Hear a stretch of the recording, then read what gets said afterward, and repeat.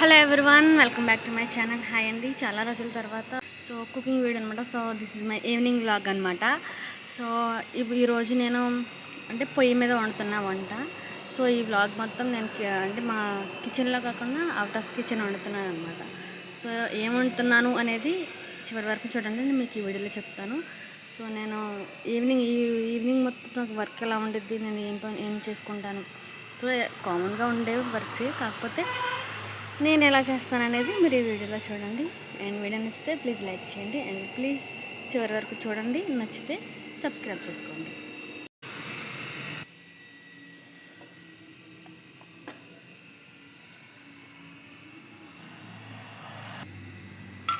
అన్నం పెట్టేశాను. అండ్ ఇది మా చెట్ల నుంచి కోసిన గోంగూర అనమాట.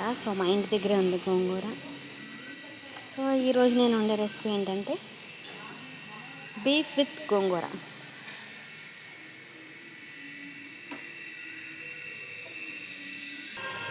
గోంగూరని నీట్గా వాష్ చేసుకోవాలండి. వాష్ చేసుకున్న తర్వాత ఒకటికి రెండు సార్లు నీట్గా కడగండి. కడిగిన తర్వాత గట్టిగా పిండుకొని వేరే గిన్నెలో వేసుకోవాలన్నమాట.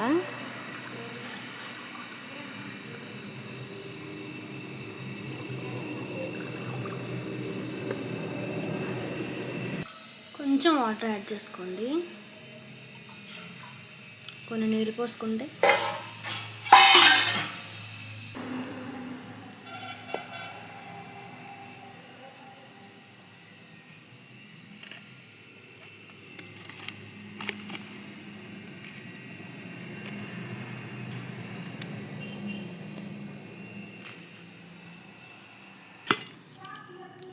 మనం గోంగూర వేస్తున్నాం కాబట్టి ఉల్లిపాయలు తక్కువ వేసుకుంటాం అనమాట.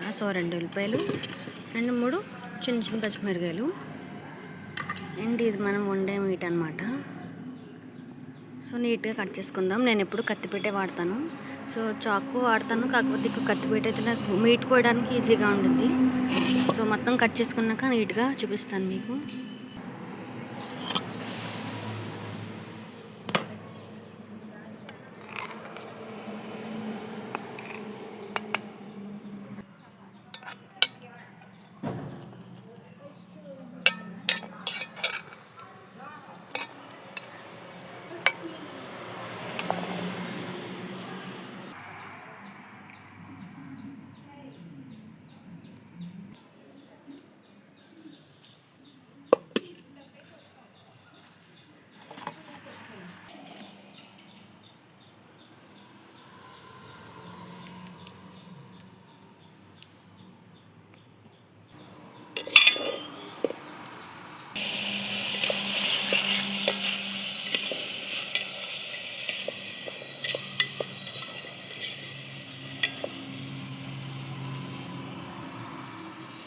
మసాలా ప్రిపేర్ చేసుకుందాం. కొంచెం అల్లం, వెల్లుల్లి,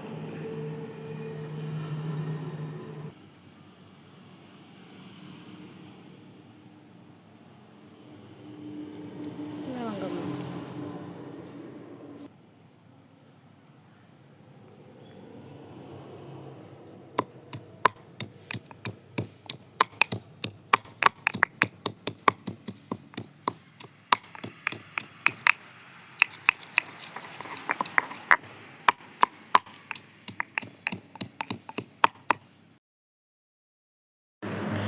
మనం మెత్తగా రుబ్బుకున్న అల్లం వెల్లుల్లి పేస్ట్ని కూడా ఉల్లిపాయల్లో వేసేసి బాగా పచ్చివాసన పోయే వరకు కూడా వేయించుకోవాలన్నమాట.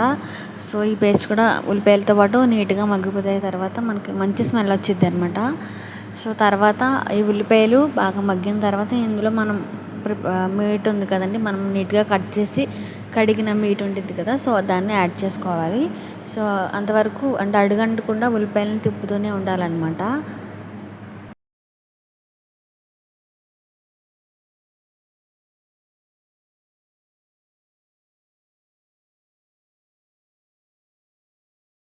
అప్పుడు 3-4 టైమ్స్ నీట్గా కడుక్కున్న మీట్ని అందులో వేసేసుకోవాలి. వాటర్ ఏమి నేను యాడ్ చేయలేదండి, తీసుకున్న మీట్ని వేసాను. తర్వాత కొంచెం సేపటికి వాటర్ అనేవి వాటి నుంచి అవే వాటర్ వస్తాయి అన్నమాట. మీట్ నుంచి ఆ వాటర్తోనే అది కుక్ అయిపోయింది. మనం వాటర్ ఏమి యాడ్ చేయక్కర్లేదు ప్రజెంట్.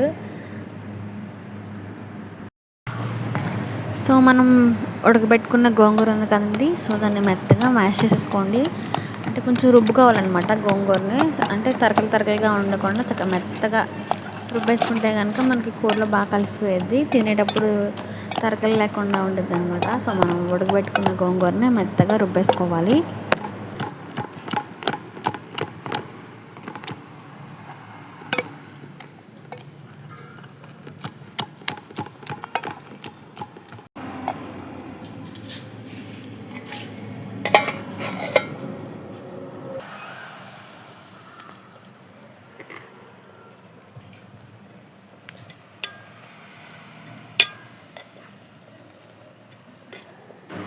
సో చూసారా, మనం ఏం వాటర్ యాడ్ చేయకుండానే అందులోకి వాటర్ వచ్చేసినాయి అనమాట. సో ఈ వాటర్ మొత్తం కూడా బాగా, అంటే ఈ వాటర్ మొత్తం ఎగిరిపోయేంత వరకు కూడా ఉంచాలి. వాటర్ అంతా అయిపోవాలన్నమాట.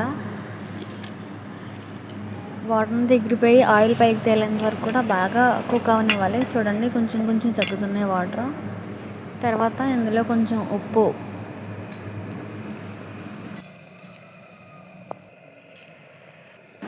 ఒక టేబుల్ స్పూన్ పసుపు, 2 టేబుల్ స్పూన్ల కారం. కారం అనేది మనకి అంటే ఆప్షన్ అనమాట, మనం ఎంతైనా యాడ్ చేసుకోవచ్చు.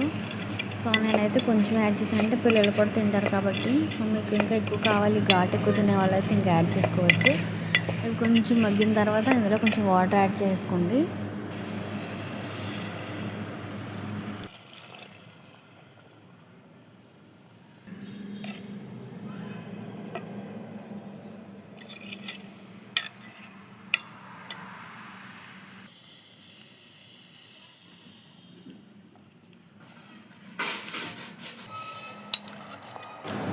సో వాటర్ యాడ్ చేసుకున్న తర్వాత మూత పెట్టేసుకొని బాగా కుక్ అవ్వనివ్వాలి.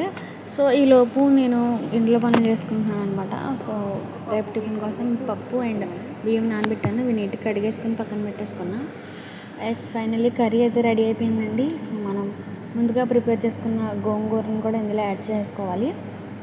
యాడ్ చేసుకున్న తర్వాత రెండింటిని కూడా ఒకసారి బాగా మిక్స్ చేసి కొంచెం సేపు పొయ్యి మీద మగ్గనివ్వాలన్నమాట. సో పైకి ఆయిల్ తేలేంత వరకు కూడా పొయ్యి మీద ఉడకనివ్వాలి.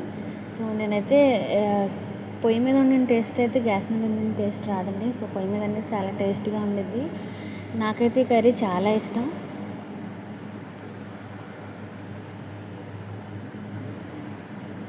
మీలో ఎంతమంది ఇష్టంగా తింటారో కామెంట్ చేయండి.